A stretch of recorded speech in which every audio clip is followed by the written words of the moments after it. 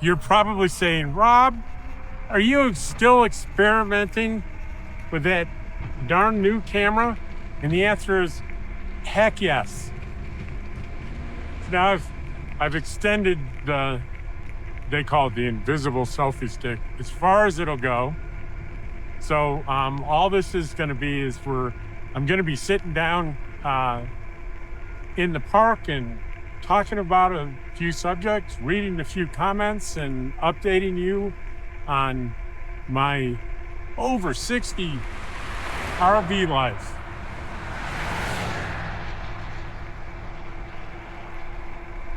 But I like to give you this picture of the ride in because it's so beautiful.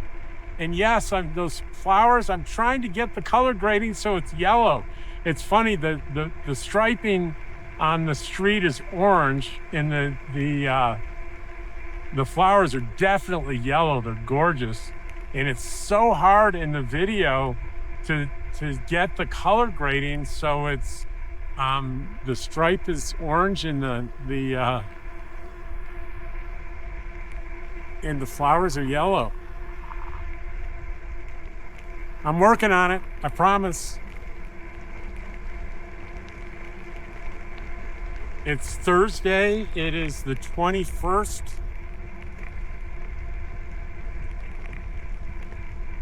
21st of August, 2025, and I've got less than a month left here. I've got 3 weeks left here. Do you believe it? 3 weeks and that's it. And I'll be gone. And I'll be going home to Artesia. I got my friend Jack and my friend Marty, and at least the two of them trying to convince me to stay longer to experience the fall colors and everything here. I could do that, but I want to get home back to the little tiny house. I miss it.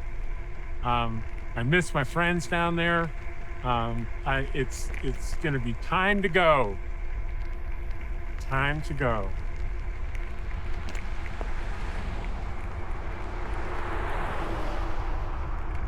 Passing the museum there, over there, where I will be tomorrow.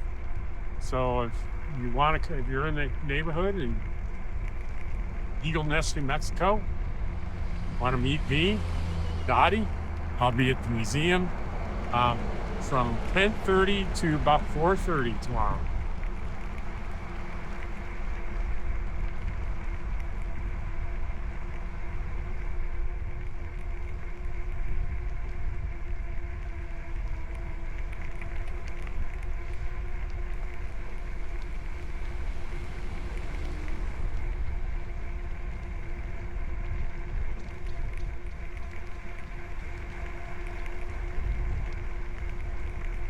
Here we are. We're coming into the village here.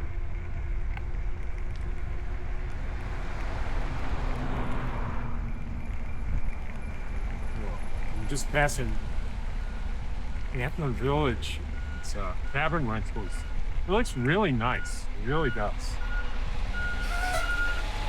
Nice place to stay right in the middle of town. Or Antlers Crossing it's called, not Antlers. Better double check that before I publish this. Tell you what, I'll look it up and in editing, I'll put the proper name and phone number for it. Maybe if they have a picture of it as well.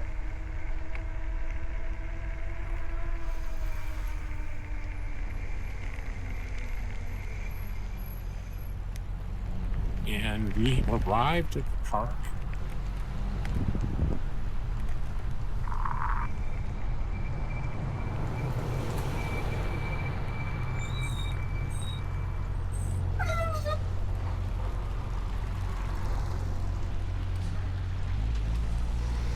Let's see, where shall we sit?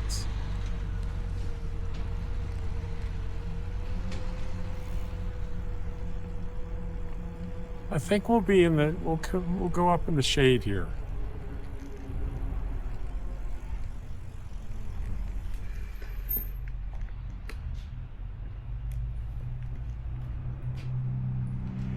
All right, I'll be right with you. Hey, puppy dog. Well, here we are, as I promised, and we'll see how well the light balancing works here, because I'm in the shade. Roof over my head here, but it's bright out there. That's the village behind me. We'll see how we do. And I'm multitasking. I use the other camera for the ride in, so it's uploading to my phone right now, and it's updating a firmware update, and I'm going to read some comments while I talk to you. And so it's all being, then I'm recording this, it's all being done at once. How exciting, huh? And so let's see, what do we talk about first? I was just saying how I'm kind of excited. I'm gonna miss Eagle Nest, don't get me wrong, but this is a pattern in my nomad life that you may be interested in right now. And I emphasize right now because, you know, Ken pointed out the other day, I said something on a video like I've got the ideal home base, and he pointed out rightfully, that's your ideal home base now. Life is about change, and he's right. So what I'm about to tell you could be completely different next year. But right now, I'm living in Eagle Nest in the summer, Quartzsite in the winter. In the seasons between, I'm in my home base in Artesia, New Mexico. So I love all three of these places. And what happens is just before I arrive somewhere, I get really excited about it. And I'm just so enthusiastic throughout the entire time, right up until about a couple of weeks before it's time to leave. I start getting enthusiastic about the next place. So my enthusiasm is starting to build about going back down to Artesia, and I'll be there from the middle of September, October, November, and then the plan is I have a reservation December 1st in Quartzsite, and I have the feeling in November, the end of November, I'll start getting, you know, first week of December, I'll start getting real excited about Quartzsite. I actually released a video today that was, it was a video that was really popular last year in Quartzsite about my experience with various heating methods to use when you're boondocking in Quartzsite, because it gets cold in Quartzsite in the winter at night. Whoa, and you don't want to be uncomfortable. That's, I think, the number one thing that discourages people when they start boondocking in Quartzsite in the winter is how cold it gets. It gets down easily to freezing. Not often. I'd say the average is probably 39 degrees, 40 degrees, something like that. But it can I've seen it in the high 20s in Quartzsite. So I did a bunch of different things. And I did a video, and I settled in on a particular method and a particular device for heating. And it did, so I redid that video and just warned in it. I look different. I don't have my beard in it. But I did a new thumbnail for it, and I did a disclosure in it that I talk about prices, and it's last January's prices, so those things could have changed. But the videos, what's the best heater for winter RV boondocking in Quartzsite? And that was released today. So I'm already thinking Quartzsite, right? I've done a couple of Quartzsite videos over the past month or so. Anyway, so I had a point, right? Didn't I have a point? I swear I had a point. And it was that just because I start talking about the next place doesn't mean I'm sick of the place that I'm in now or I don't like the place anymore. It's part of the positive energy that keeps surging through me. I'm coming up on 4 years now, where a lot of people say, wow, you're so positive all the time. And that's one of the primary reasons, because I keep changing my location and perspective every few months, and I get excited about it. That's kind of the way, that's the thing. It may not be the same for you, but for me, it's a vital thing to keep me energized and alive and joyous. And it's one of the main reasons I love this so much. And I'll be connecting with old friends, which is always, always, always terrific. So anyway, so let me, I start with the most recent. It seems like the exposure is changing quite a bit, isn't it? I think there's a way to put it on manual. Let's see if we can.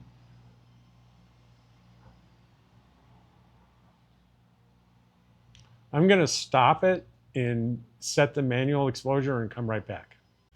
So I've done my best with the manual settings. I really don't know what I'm doing. I'm not a photographer, but I do know, no matter what settings I did, there was no way where I'm sitting now to have the back and me equally lit. So something was going to be overexposed, and I guess it's going to have to be the background instead of me. But photographers would know. I think there's shutter speed and ASA are the two settings that I have. And I've tried a bunch of combinations, and this is kind of the best I can do.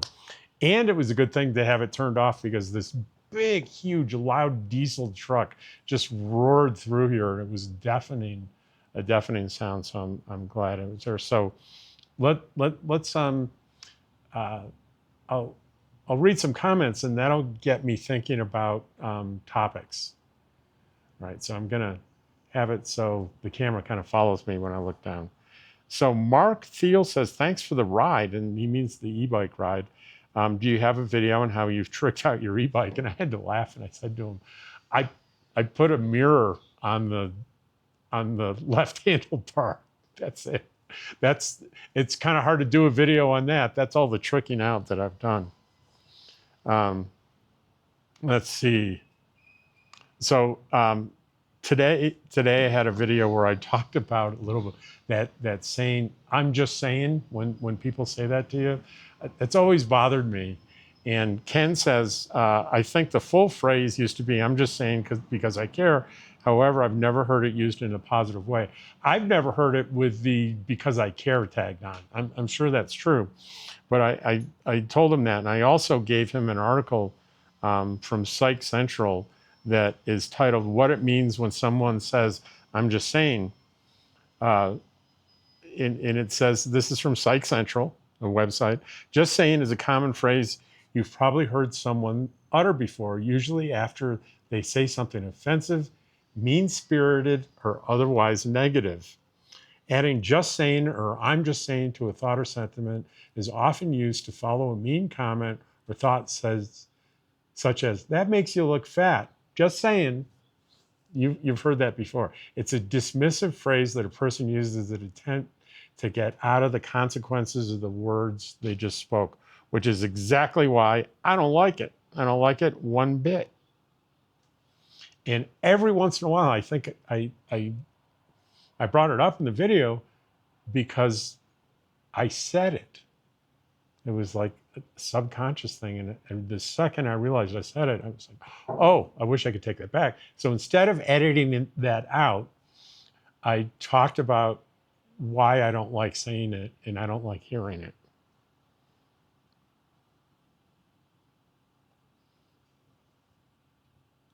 Let's see. Dottie Stanley says on an older video back in Quartzsite last winter, says that little drone is so cute. I love the way it flies right back in your hand. Wow, we've come a long way since my parents had those horrible Polaroid cameras. Yeah, we've come a long way. And you notice that little selfie drone that I haven't used here in Eagle Nest because there's really nowhere to use it that's convenient like it was in Quartzsite and in Pahrump. The RV park that I'm in, it's not real conducive to walking around. I just haven't felt the need to use it. And maybe I probably won't be until I get back to Quartzsite will I start using that again. On the real cost of full-time living, Tom Walt says, right on, thank you. I had to learn the hard way. My 2 years in a pop-up was maintenance-free, but not so livable. My 12 years in a 30-foot Class A was livable, but it got very expensive to maintain and travel in. The last 2 years have been ideal for me, A-liner and an SUV combo. And that's I love comments like that because that's a really good point. Sometimes it takes living the experience in more than one rig to find out what your personal sweet spot is. And yeah, that can get expensive, especially if you do something like, and I wouldn't suggest you ever do it, go spend top dollar for something brand new. Don't do it, buy used stuff. Or if you can do what I did, is that I lived in a trailer full time before I hit the road. You know, when I was, whoops, that's not what I wanted. I wanted to do this, up a little. Okay. Just the framing doesn't seem quite right. There, that's better. So he found a sweet spot, and I'm glad that he did, and he made a really good point. How I made my 12-year-old laptop work for me, and what I did is I showed you my old Alienware laptop that I got. Paid big bucks for it, probably over $1,000 back in 2013. So that's a long time ago. And I have it for backup in case my existing laptop craps out and I have to send it off to be repaired or, God forbid, replaced. And I'll talk more about that in a minute because I am replacing it. I haven't done, this is a whole separate thing that I've decided to do in the past couple of days.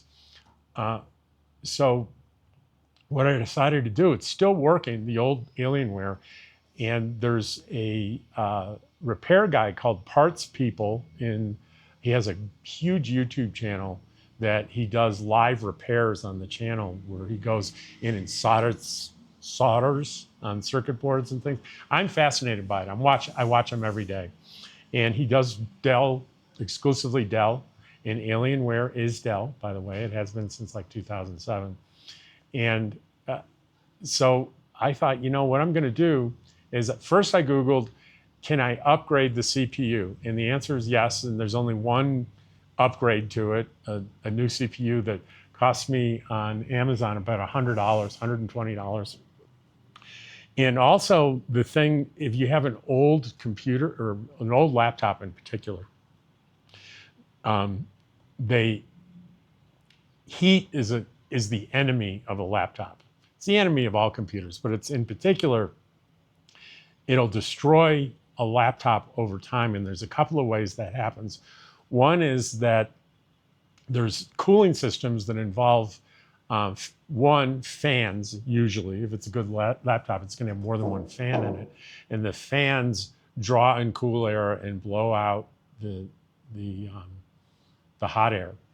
And over time, if you have a cat and dogs and just dust in your house over years, that collects in there and it can destroy the efficiency of the cooling system if you don't keep it clean. And the other thing is that the things that get really hot, what they call the CPU, and that's the main processing unit for the computer. And then there's another chip. Sometimes there's only one chip, sometimes there are two. The higher end the laptop is, the more likely it's going to have a separate chip called the GPU, which is a separate chip for the graphics processing, which the Alienware had.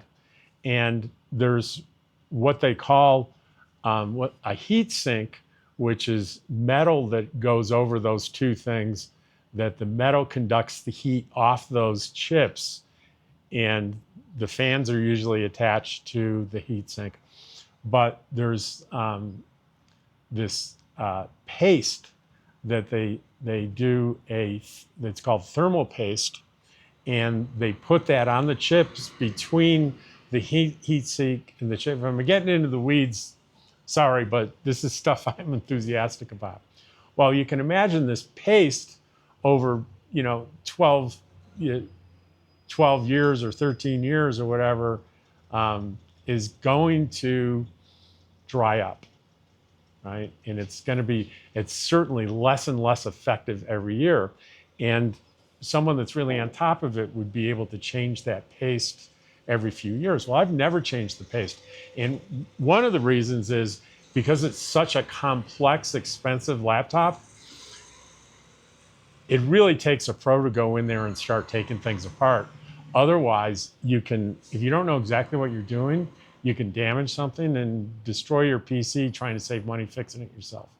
So I'm sending off the CPU with the laptop, and I'm having him clean the inside and thermal paste it and put in that new CPU chip, so I can get, maybe a few more years out of it. And interestingly enough, when Thai says this is next level, and he was enthusiastic about it, and I answered and I said, "You sending it off for the work? I tested rendering a 10-minute 4K video, and it took 40 minutes, which is a really long time. My main laptop, it would probably take 10 minutes or less. This took 40 minutes because it's old. But I think part of it is not only is the heat. It gets really hot. I can feel it. So I think the thermal pasting plus the CPU upgrade, I'm really anxious. I plan on taking that exact video and re-rendering it after it gets back and see how the time improves. It'll be pretty sad if it doesn't improve or it gets worse, huh? But there's a guy that, and I'm not going to read, we went back and forth for maybe 5 comments because he said, look, I'm a 30-year IT guy, and what you're doing is foolish. You're better off going to Walmart and spending $300 or $400 or even $500 on the cheapest laptops they have today, and it's going to be outperform even your old laptop that you've upgraded. And there may be some truth to that, but here's the thing. Here's my opinion about this. When I asked him, do you think these inexpensive laptops that they sell in Walmart will do okay editing? His answer was, well, you need to look at the specs for your editing software and see if they match. That's a guy that may have been in IT for 30 years, but this is not a PC guy. He wouldn't answer. A PC person would say, those things are horrible for editing. They're terrible.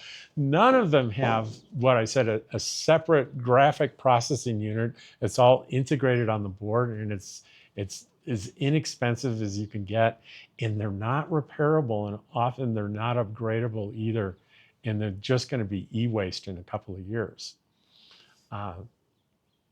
So is it remotely possible that one of those for $400 or $500 would be equal to this, taking 40 minutes for a 10-minute 4K video? Yeah, maybe. I don't know. Maybe. I think it's possible, but would it be worth it? No, because I think after I clean this up and do the upgraded CPU, I think I've got a few more years of this thing left. So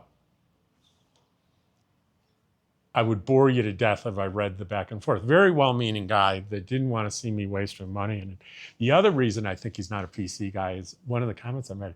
If you've been in IT for 30 years, I'm sure you must have had a laptop or a computer that you had an emotional attachment to. And his answer was basically, no, I've never been emotionally attached to any computer I've owned. I think this guy, the IT that he was doing, was I probably, maybe the best guess would be mainframe stuff and system administration stuff, and not a lot of in the weeds on, not a PC or laptop enthusiast at all. An enthusiast would understand my desire to resurrect and keep my old Alienware. It's nostalgic, it's emotional, it may not make the most financial sense in the world. So anyway, on to the very recent development. So I'm a Windows guy. I've always been a Windows guy. And I have purchased a Mac Mini. And a Mac Mini. It's a little tiny, it's a desktop, but it's small. It's like maybe twice the size of an Apple TV. And the base price on this thing's like $599. And I'll tell you the way I've rationalized spending the money, because I didn't spend $599. I did it first, and that's being delivered today, and I'm returning it. I'm not even going to open it because I upgraded it. It's what I got. The base thing is called a Mac Mini M4. Right? Let me make sure I've got this all right here. Let's get the app,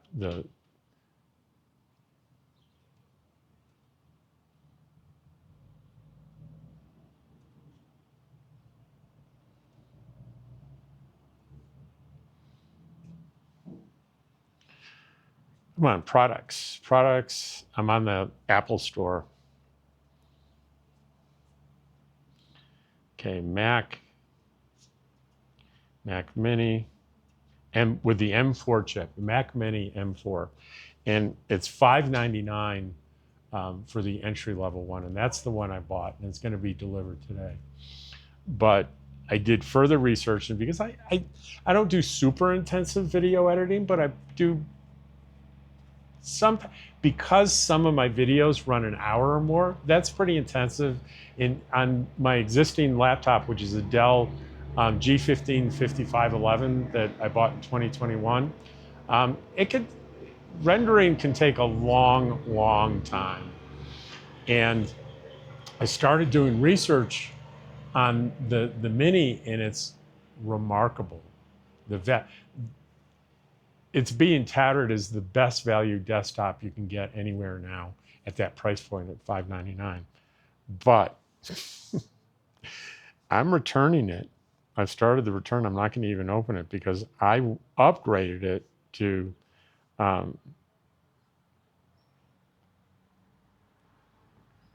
need to look at what this is costing me.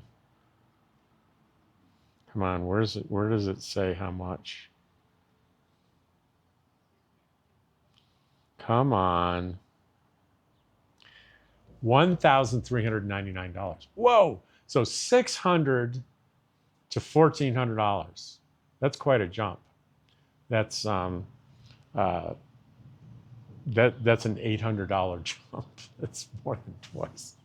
But I got the Pro model that has much higher specs, and I looked at a lot of reviews and testing on YouTube and decided I can afford to do this, and here's how I'm going to afford to do it. One is, on a whim, I put like $100 into crypto a few years ago and promptly completely forgot about it.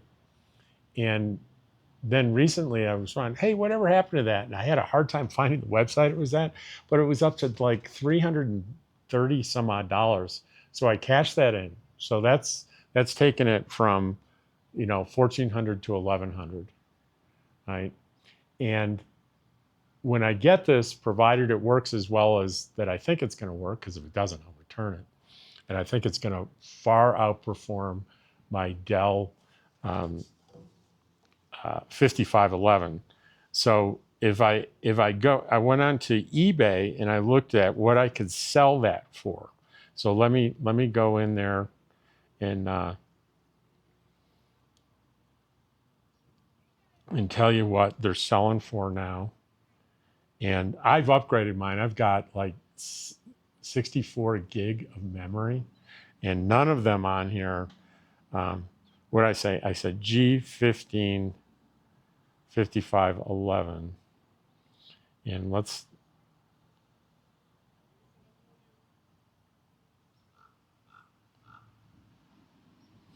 so the cheapest one, that the least expensive, not cheapest, that I see is $558. And that's with 16 gig, and I've got 64. So I've got 4 times the amount. And I've got an upgraded SSD drive that's I think 2 gigabytes. So I can get very easily $700 for that. So I've reduced it by $1,000. So I'm down to $400 this is costing me. And I did have an old MacBook Air from 2015. So I'm selling that on eBay for $80.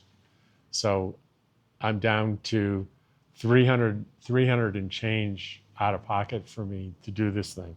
Now, let's be honest. So we're down to 300, but guess what? There's always accessories. So let's count the accessories. A 4 gigabyte SSD drive was going to cost me, hang on, $229.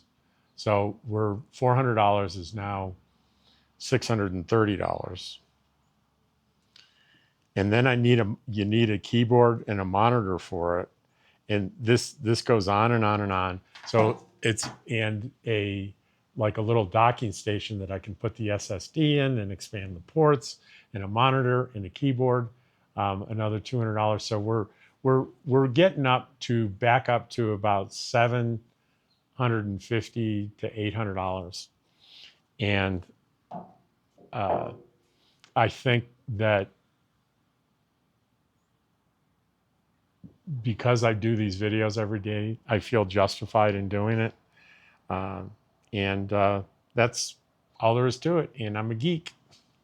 And I'll still have the Alienware for backup, because I know that I can do, even as it stands now, if I'm patient, rendering takes a long time, like, a 10-minute video took 40 minutes. Well, guess what? If I do an hour video, it's gonna be rendering all night. But hopefully it'll be a little faster than that, because 240 minutes it would take to render. But I can afford to wait overnight while I get something new or something replaced. So I'm not going to keep my Dell G15 as backup, because I can get some real value out of it. I can get $700 out of it and offset the cost of this thing that I think will have value for me. And I'm a little spoiled. I'm kind of a nerd. I like it. Let's see.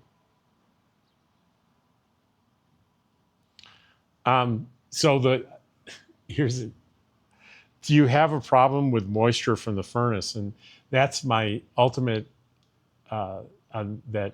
So I'm going to go off the computer thing now, because I've probably lost 100 viewers going into the weeds on my PC stuff. So the best heater for winter RV boondocking ended up being a propane unit. And she asked a very legitimate question. And it's, do you have problems with moisture from the furnace? And the answer is no, I do not, because it's so dry where I use it in Quartzsite. Now, even with the onboard vented furnace in the trailer, when I was in Virginia in the winter, I would wake up and there'd be moisture on the inside of the windows. That's not a good thing. So I was using I had a dehumidifier. But I've never had a droplet of moisture using various propane methods in Quartzsite, because the humidity's so low. I hope that answers her question.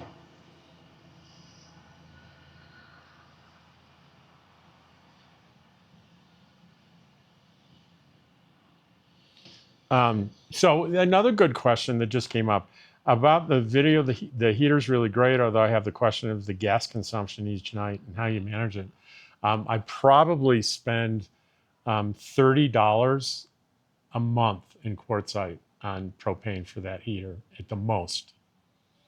That's an exaggeration. $20. It sips it really sips the propane. Regardless, I get ready by watching your videos. If I didn't have access to the heater, I would have to use my generator, even though it's far away as to not to disturb with the noise. The generator is going to cost you far more in energy, and it's going to be loud, and it's just, I guess if you're going to use your generator, you're probably going to be running your onboard heater, which runs about 7 to 8 amps when it's running overnight, and the generator is going to be super overkill for that. If I do it, I can, you can run it, you'd run it all night off a 100 amp hour battery, unless it's super, super cold and it's just running nonstop. I really discourage the use of generators boondocking unless you absolutely have to. And my heating solution uses no electricity at all. So generators are loud, they're expensive to run, they're expensive to maintain, especially if you have like an own-in onboard, nightmares. You got like a Honda 2200 portable one, maintenance isn't going to be that much of a problem. Noise is going to be a lot less, but still, I'm not a huge fan, even though I've had multiple generators. I have a generator now. I always have, my old friend Deborah Dickinson, author Deborah Dickinson, her YouTube channel is Deborah Dickinson. I call her the OG nomad person. She always says, have a backup for your backup for your backup, right? So I always have a backup way for power, for heat, for comfort. And, I've got my huge battery bank, I've got my solar, and I also have a generator that I can use. And in addition to that, I can use my truck. I've got a DC to DC charger. I can start up my truck and plug it into the RV, and it throws 30 amps in with the truck idling. So I've got backup for my backups.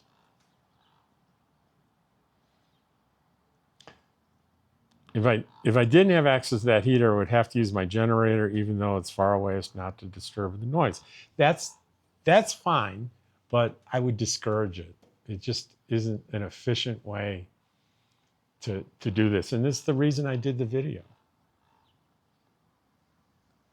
Here's another one. Love my Olympian Wave 8 on my 29-foot fifth wheel.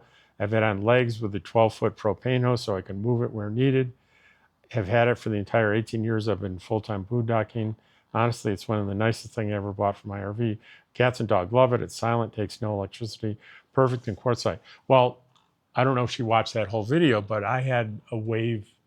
I had a wave as well. It's a Olympian makes it. It's a propane burning, and she's absolutely right that it just sips the propane. But the thing that it didn't have that was a problem for me is it didn't have a thermostat on it. So I think it had a low, medium, and high setting. And I would constantly wake up at like 3 in the morning and it would be 90 degrees inside my, it probably works better in her larger RV. She's got a 29-foot, I had a 21-foot. So I'd have to shut it off or put it on low.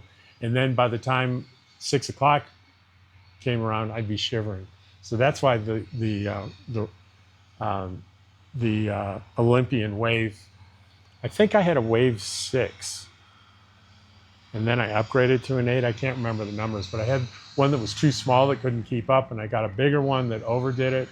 And so my solution, the next one after that, the Empire, it's sold at RV Lifestyles in Quartzsite, was my ultimate solution. I still have that. So let's go back to the good stuff though on that recent thing, on that recent video.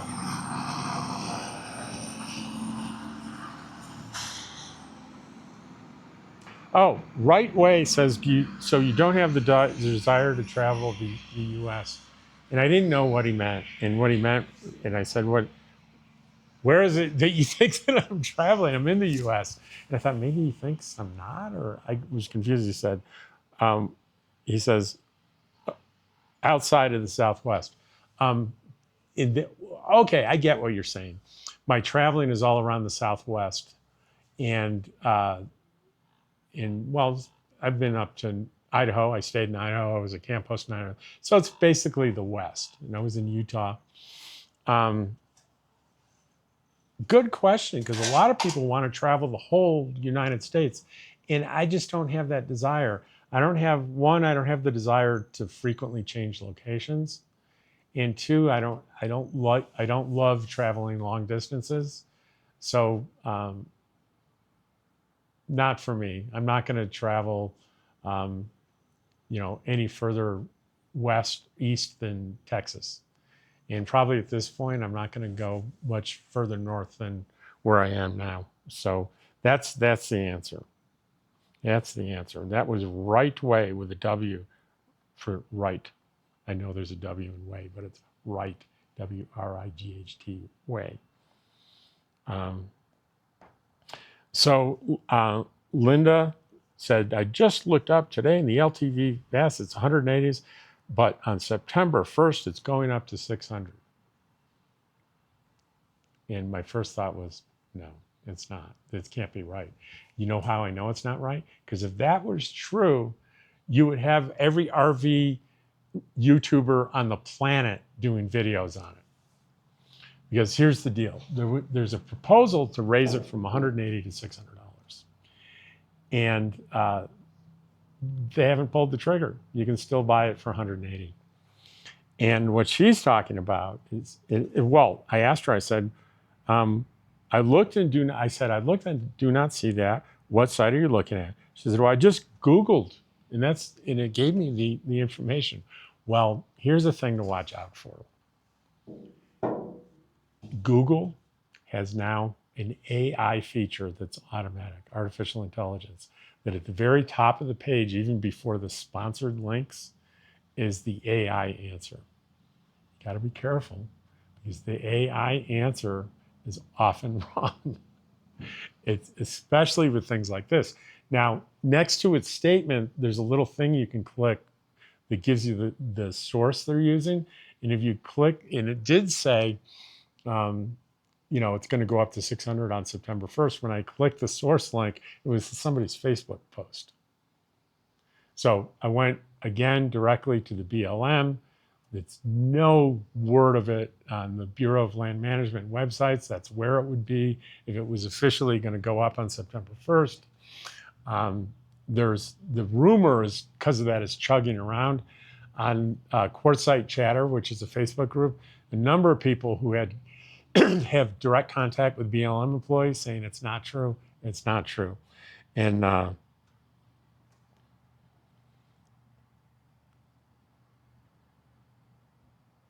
she said, wow, not thought of that. Thank you. I looked at it again, and it's just what you said. And it was just the AI answer.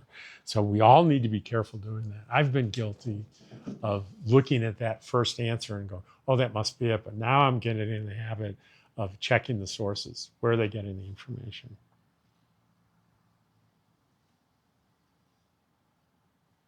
Now, I hear this a lot, and I love hearing this feedback. This is Susan B. I'm going back and watching your videos that I missed. Your videos aren't too long, of course. I'm retired and have a lot of time, but your conversations that you carry on in your videos feels exactly like traveling with a friend, and we're conversing about random topics we enjoy. Who wants to talk about the same thing all the time? And I'd like hearing that, because I don't have scripts. I don't do scripts. If you follow you need to plan your video and have scripts if you want to be successful. Not for me. I didn't plan anything that I've said in this video, and that's going to be true going forward. I did one with a script and I compared myself to AI doing the same script. That was a total one-off. Because I don't edit out stuff where I stumble or say right? Well, that's not true. Sometimes if I have a really long video with important stuff and I notice I'm saying and too much, there's a software way to take that out, but I rarely do it because it makes the audio choppy. Because it not only takes out the it takes out the background noise, unless you're willing to jump through a lot of hoops in editing, that background noise is going to go, and it sounds like the sound is cutting in and out. And that's probably more annoying to some people than the ahs and the ums.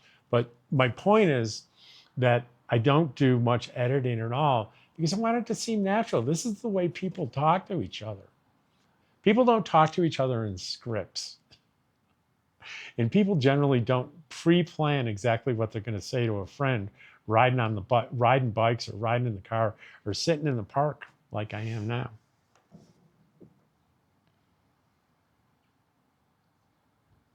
Was I making a huge mistake RV retiring? Pretty popular video. Some guy said that, yeah, the huge mistake you made was doing YouTube. You suck or something. That was terrible. I just deleted that. And another guy got on, and he's since deleted the back and forth we had. He said that RV life is a scam. And I'm like, what's the problem? Where are you coming from? And I could see on the notifications that he had a long answer, and it was obviously a bad experience that he had. But when I went in to read it, it was gone. I think he deleted everything. But sometimes people will call it a scam because they had a bad experience doing it. But I've been doing it for 4 years. You can see how happy I am. I've got a ton of friends doing it that are happy, so it's not a scam. Doesn't mean it can't be a bad experience for some people. And Jay Mortimer sent me a tip, like $15. And I'm like, you don't have to do that. None of you guys have to do that. I'm not soliciting in any way from, I don't want a dime from anybody. I don't do the Patreon thing or the membership thing. I just won't do it. And I don't even do the please subscribe and like. I don't, here's the thing. And I heard another YouTuber say the same thing. And I from my core, I believe this. What I'm asking of you as my viewer is I'm asking you to donate something way more valuable than money, your time and attention. And as far as I'm concerned, there's nothing more valuable than that. And there's nothing more flattering than me talking into the camera like this and people taking the time to listen to me. That is it right there. And the other way you pay is those ads. So you may want to upgrade your YouTube membership for no ads. That's what I do. I don't watch ads. And yeah, I get, for viewers that don't see ads, I still get a little something. Makes sense, right? So selling my preferred RV resort membership in Pahrump for $1,900, that was last year. And Chill says, hey, Robbie, you seem to be happy in the RV resort. Why are you selling? I'm just curious. Was the domicile in New Mexico the primary reason? Was the vehicle registration fees drove New Mexico? Thanks. All those things. The vehicle registration and annual personal use taxes, even though there was no income tax in Nevada, they sure make it up with that, what they just hammer you on those vehicle costs. But I did love it there, and I liked Pahrump, but I liked New Mexico more. I spent 2 summers traveling all around the state in state parks, and I just loved it. And I fell in love with Eagle Nest. And I would live in Eagle Nest if it was tolerable year-round, but it's not. It's at 8,300 feet, so the winters are brutal. So I wanted a home base that, if necessary, I can just stay there year-round, and that's down in Artesia. And so I'm much happier for those reasons, being a New Mexico resident. And it's convenient, certainly convenient for Eagle Nest. It would take me 2.5, if not 3 days to go from Pahrump to Eagle Nest. Now it takes me, 5.5 hours to go from Artesia to Eagle Nest, and then back down to Artesia. And then, I can do Artesia to Quartzsite. I can do it in a day, but it's a 12 hours on the road, and it's 2 days to Quartzsite, and that's fine. I'll do that once out, once back. And granted, Pahrump was a little closer there. I think you could do it in 6.5, maybe 7 if you're stopping. But I'm just, that's the decision I made. Nothing against Pahrump or Preferred RV Resort.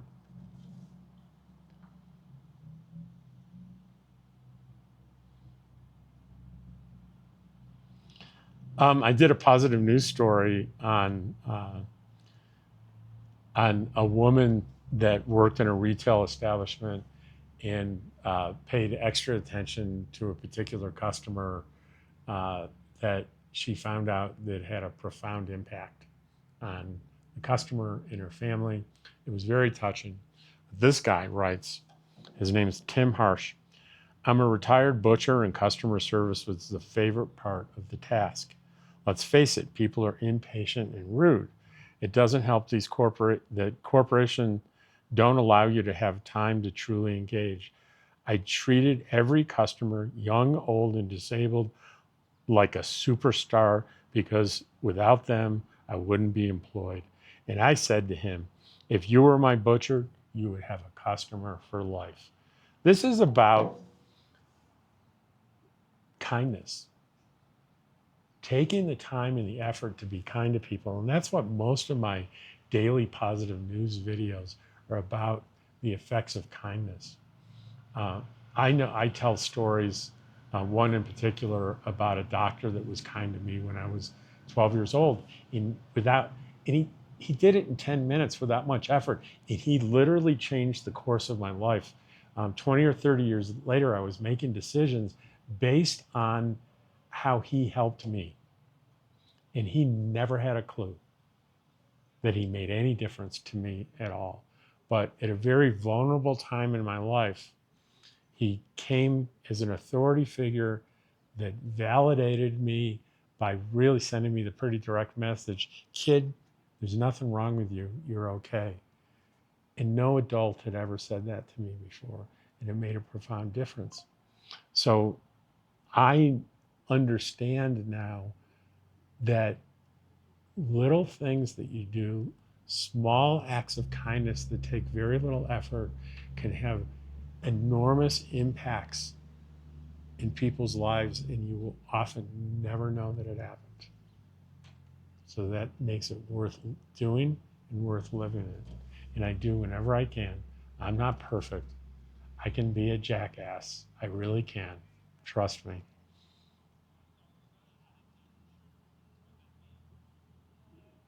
Yeah, this is the guy the IT professional. I'll just read you the first comment he said. I won't say his name. Having spent 30 years in the IT field, I would discourage spending any money on a 12 to 13-year-old laptop. There's no upgrade that you can do to make it anywhere close to the cheapest Walmart special. I respectfully disagree for the reasons that I said before. But it was a nice back and forth. He was well-meaning. He was fairly kind. He wasn't nasty saying that. He was giving his honest opinion and really thought it would be helpful.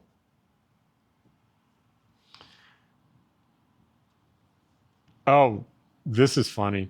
I have a 10-year, this is H. Mork. I have a 10-year-old laptop and I don't use it much. George is cute. Did you notice your eyes look glitchy, probably due to the camera trying to cope with the reflection off your glasses? Kind of freaky. So I watched it. She's right. In that video, my eyes were doing weird things, and I know why. Because there's a function that I tried in editing. It's called AI eye contact. So even though, like right now, I'm looking at the screen. I'm looking at the camera, screen, camera. See my eyes move? The AI alters it so it makes your eyes look into the camera even when you're not looking into it, and it doesn't do a very good job. It was terrible. It made me look freaky, so I'm never going to use that again. Quartzsite secrets for RVers, 5 insiders tips to save big in 2025. Robert Nasser says, on our third trip, we'll bring a full supply of toilet paper, paper towels, personal supplies, and RV supplies and foods before travel from Pahrump. Well, what did I say? I responded to him. Good to hear that you're coming back. So I didn't want to throw shade on that comment, but paper towels, toilet paper, there's a dollar store, a Family Dollar, and a Dollar General in Quartzsite. And it's just as cheap as those places in Quartzsite. Now, stocking up on a bunch of food, that may not be a bad idea, but you can always stop at a Walmart on your way. You don't have to do it in Pahrump. You can, stop, and you're probably going to drive through Parker if you're coming through Pahrump. So you can stop in Parker, stock up, or you can take the 45-minute drive to Parker to go to Walmart or Smith's. Or you could take the bunch of advice I gave. There's there's the dollar stores, and there's 2 grocery outlets in Quartzsite. So if you're willing to take the time, you can do really well inexpensively right in Quartzsite, or you can take that 45, 50-minute drive to Parker, to Walmart and Smith's, and save a ton of money. But I didn't want to throw shade on that, but I wanted to say that's what the video was about, how to make that happen.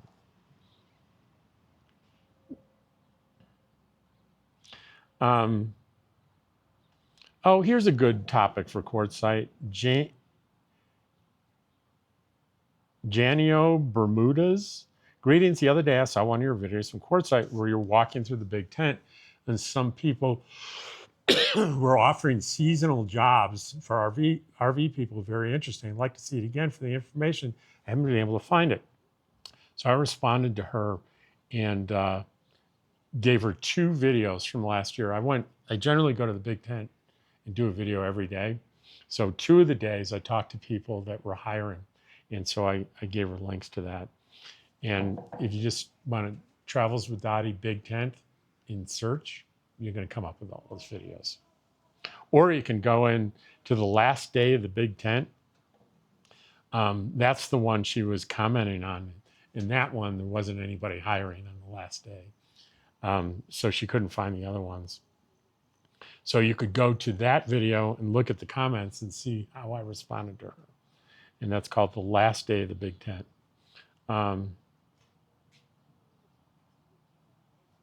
Not a Gold Bug said on my 12-year-old laptop video, she says, I made a 12-year-old MacBook Air work for me by installing Linux.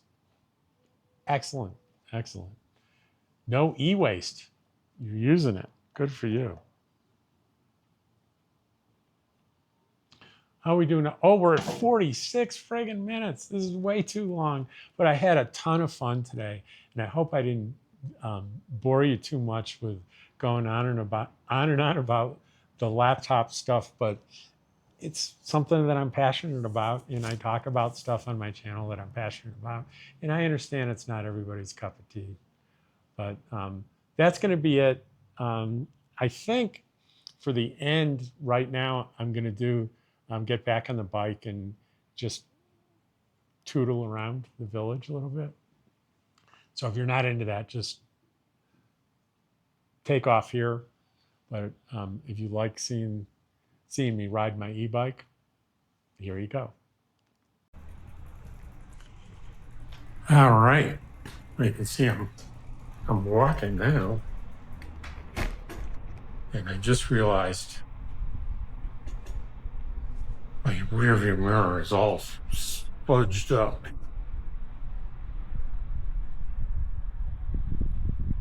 There we go.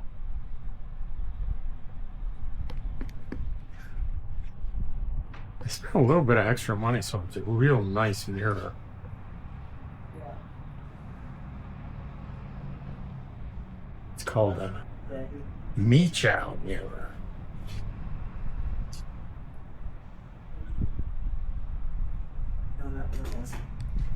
Yeah, we'll get going here.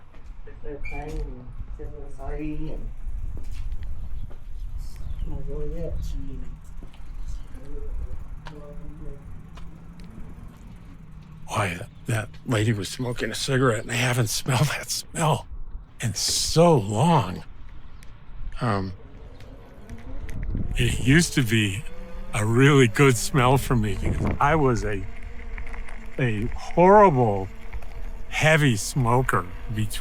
I started smoking when I was 12 years old, and I did not quit until I was 35. So I did some permanent damage to my lungs, meaning if my oxygen saturation for a normal person should be, 98 to 100%. Mine, if I'm lucky, is about 96, 97. So that tells me I did some damage that I never recovered from. Because I was, at my peak before I quit, I'd say I was two packs, and sometimes a little more than 2 packs. So that's no bueno. That was bad. I really did some harm to myself. And probably harm to other people from secondhand smoke. So smoking too much and drinking too much are 2 regrets that I have in my life. But I offset that by I stopped the drinking at 34 and I stopped the smoking at 35. So here I am with 30 years without those 2 bad habits. And I still have regrets for the harm I did to myself and potential harm to others by those for me, very, very harmful habits.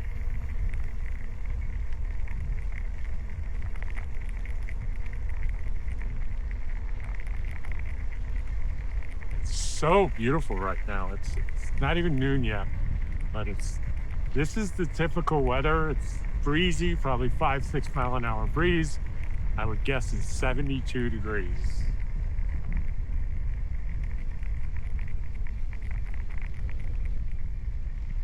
So I know this is going to be a long video, but heck.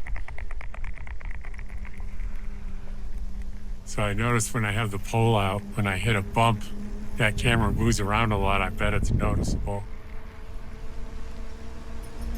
But when it's smooth like this, I think that, I can see it moving a little bit, but I know that the stabilization software does really well on this thing.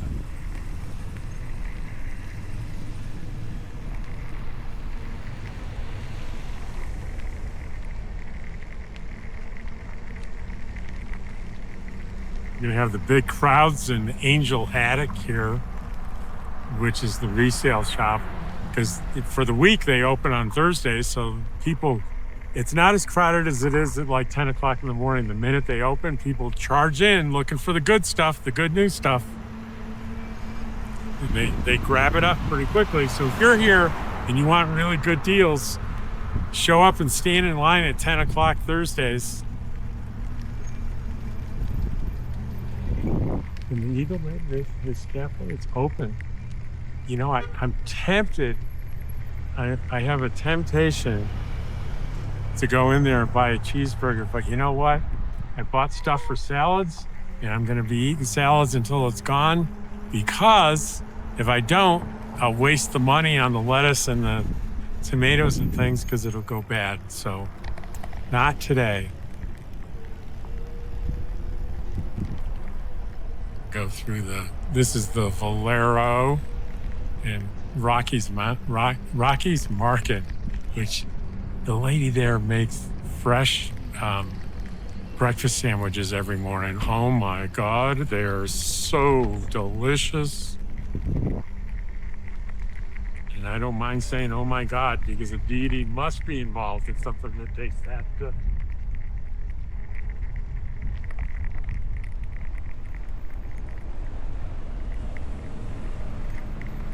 Slow down and stop and let the traffic go. So my hand hit the throttle by accident there. Come on, get your shit together, Ron. Sorry for the swearing. But I couldn't make my hand and brain work together there for a second.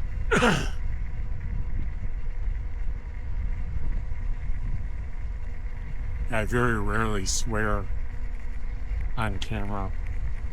I can't think of a time that I've said that word or anything like it ever. But I think today I'm going to leave it in here because it's real life. I do swear occasionally. Not like I used to when I was a young man. I was pretty prolific with swearing, but not so much anymore. My dad didn't use like vulgar language, but a swear was taking the Lord's name in vain. Both the Father and the Son, both God and Jesus, and he would just go off on that. And my sisters tell a story about getting in a deep panic one day because I was like 5 years old and I was mad about something in the backyard, and I was sitting there screaming out those expletives that I heard from my father, and the neighbors could all hear me, and they're like running out to go, Robert, shh, quiet.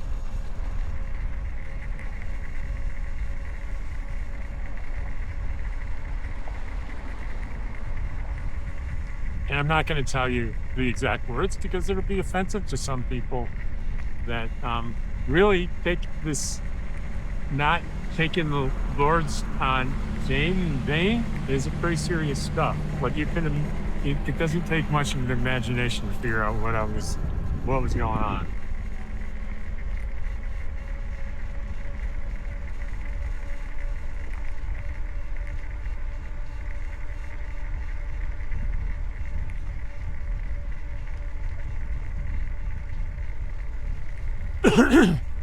I'm sure there's those of you that wonder, as you look at how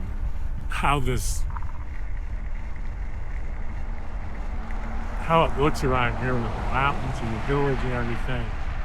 Do you take it for granted? You get tired of it? And the answer is no, never.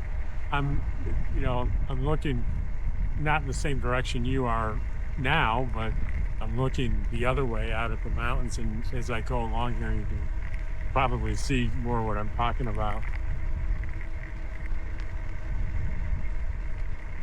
Sunday, 11/2 is the open house here for this little house this guy built himself on the right here. You can see it as we go by. Cute little house. I think he's asking somewhere around $350,000. Wow. $350,000. And it's $350,000 that I don't have. I can tell you that.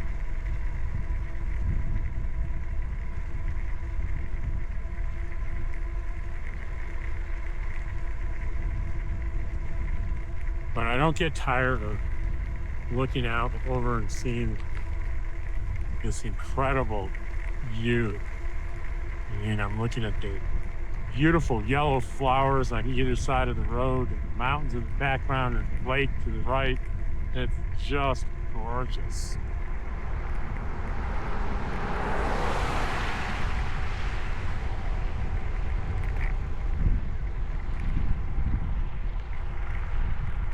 So you'll notice up here that I run out of shoulder. So I have to get on this,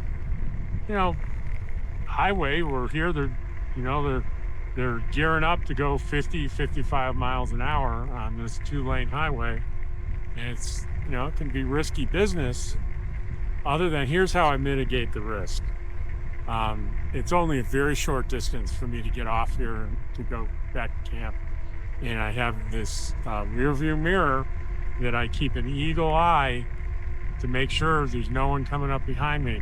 Should I see someone come up, if they don't shift over to the other lane in a good distance behind me, I just pull over off the road onto the grass and I stop and let them go by. But usually, like right now, I can see all the way into the village. There are no cars coming. And in probably close 600-700 feet, I'm going to be making the turn here into the RV park. So I'm good.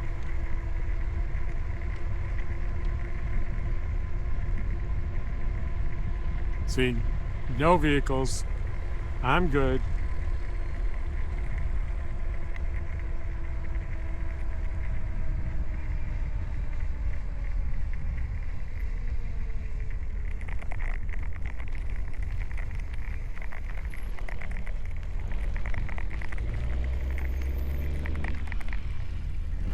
And that's going to be it for today's video.